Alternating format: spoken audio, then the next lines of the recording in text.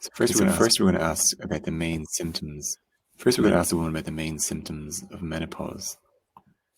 So urogenital period history, including age of menarche, timing the periods came on, when any heavy or bleeding, excluding any red flags for bleeding, any sweating or sleep disturbance, any mood or brain fog, any musculoskeletal symptoms, and a past gynecological history, and consider a vaginal exam. Also consider the impact the ice and the might have on their sexual life or on their ability to do day-to-day tasks. Notably, in their past history, you want to know, do they have the uterus intact? And do they have any other, as I said, red flags for, you also want to know about their bone health, their cardiovascular history, any headaches with aura, any endometriosis, any abnormal LFTs, or any dysfunctional uterine bleeding that hasn't been diagnosed, any family history of breast cancer.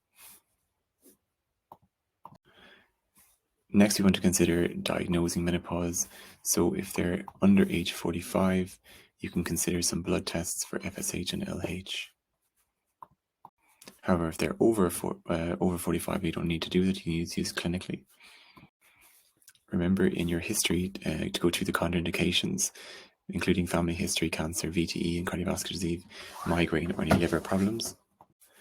And also remember to ask them about contraception in their history as well. Remember that we can use targeted treatments up to, like venlafaxine, up to 150. We can use Vagifem applicators or Invagis. Remember about non-hormonal and lifestyle, people using sage and over-the-counter supplements. Consider cyclical versus continuous progesterone. Basically, if they are having, I'll make that different color. This. They're having bleed or non-bleed, or they need to have a withdrawal bleed. Consider the benefits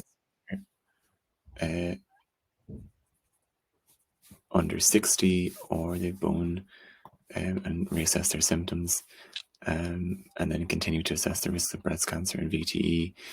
If they have bleeding on HRT, which is a different ball game, let's just call this bleeding on HRT. Bleeding in different